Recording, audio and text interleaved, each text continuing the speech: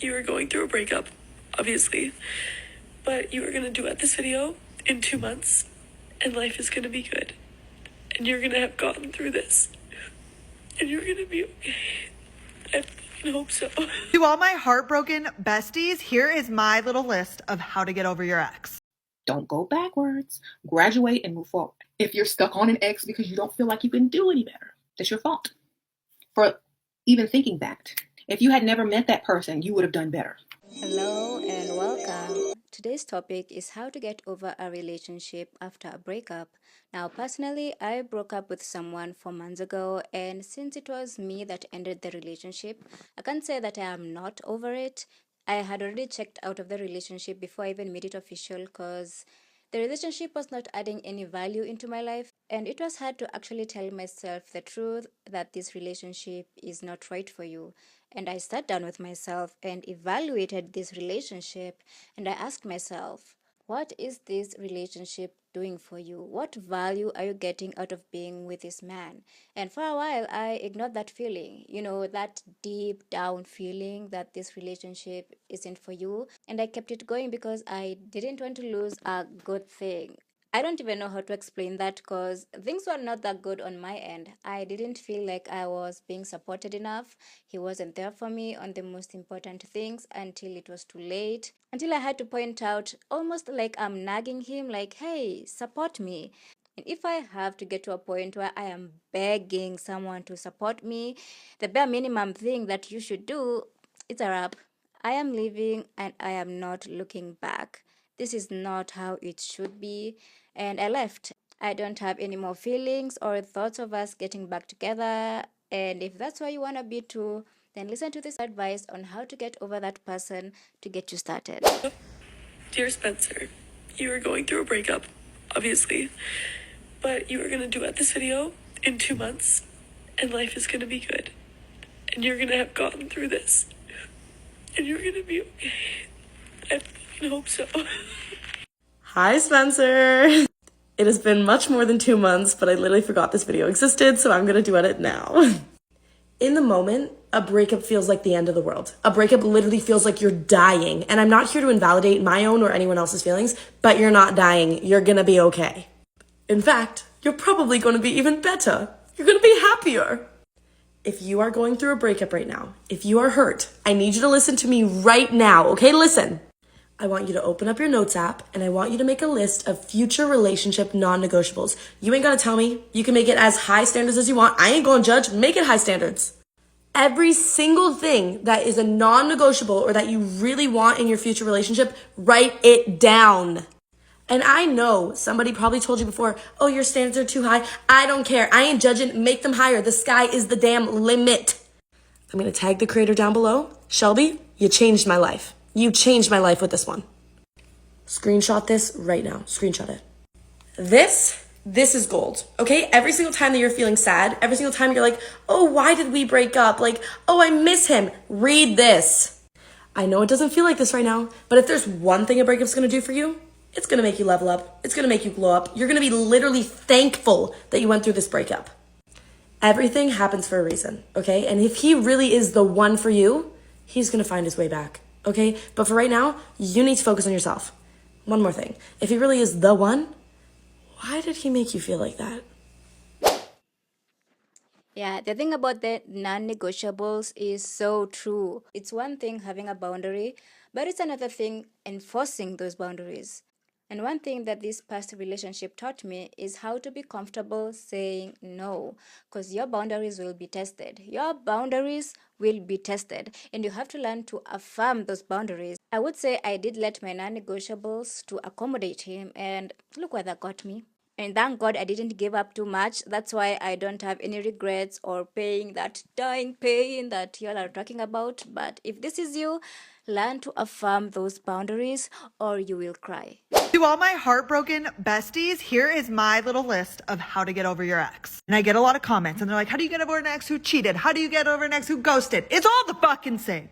Let's start. Number one, go no contact. Do you not know what no contact is? You cut them off and you do not speak. Okay, you don't need to announce this. You don't need to say, hey, I'm never going to speak to you again or I'm not going to text you. I'm going no contact. You just stop. Okay, if you guys are still texting because you're trying to be friends, if he keeps reaching out, if you're begging him, stop. Go no contact, okay? Immediately. You can't think clearly. You need to just stop. Next, delete them off all of the socials. You cannot get over him by being reminded of him every second. So we're trying to minimize this. So you need to delete on Snapchat, on Instagram. It doesn't matter. It's not petty. If you have to block him, block him. It doesn't matter. You need to take care of yourself. Number 3, again, we're minimizing the damage. Get rid of his stuff, delete old messages, delete the pictures. You keep going through them, reopening the wound. Okay, stop. You guys are done. I know that sucks.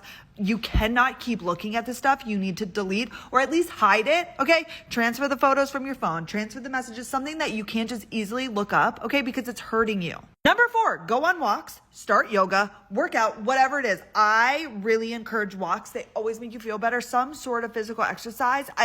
In the moment, you could be crying during the walk. It doesn't matter. It will help you eventually, okay? Number 5, make a list of all of his flaws, all of his icks, all of his red flags, all of his cons, because I know there's probably a lot. And you're romanticizing the relationship, okay? So make out a list. So when you're like, oh, I miss him, you can pull that thing up and you're like, oh, wait, he talked shit about me. Okay, he was mean to me.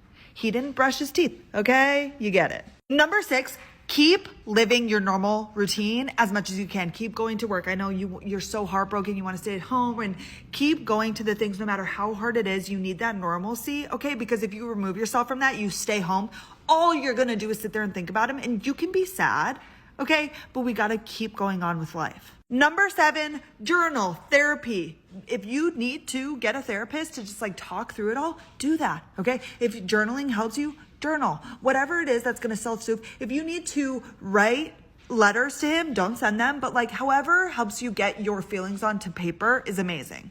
Or talking to a therapist, obviously. And number 8, lean on your friends and family. And your friends and family will never make you feel like a burden, okay? I know sometimes it's oh, they've been hearing about it. Your real friends will be there to listen through it all because you will be at the end of this eventually and they will have your back, okay? So lean on them. And lastly, this isn't in the list, but quit being so hard on yourself, okay? There are no rules when it comes to a breakup. There's not an amount of time you should be over it. There's not things you should be doing. You shouldn't have the apps downloaded in a month, yada, yada.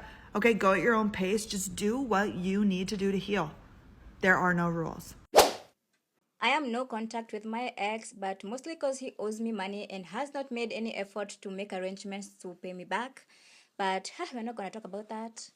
No contact. I started working out, taking care of myself, taking care of my business, and I feel great. This will instantly help you to get over a breakup. Your daily routines, your social connections, your future plans, everything about you is affected by this breakup. And your mind starts to repeat the beautiful moments you had. You see couples on the street and you start to cry. And you become obsessed with the image you have in your mind about your ex. But here's what I want you to do to help yourself and to heal from your pain. Write down a list of all the reasons why you are not together anymore. Write down how he treated you when he was in a bad mood. How he gaslighted you and made you think that it was all your fault. How he made you feel not good enough. And then you're going to put that list on your phone. And every time your brain is going off into la la land and thinking all these beautiful things about him, you're going to grab your phone and you're going to read the list out loud so that your own brain can hear you.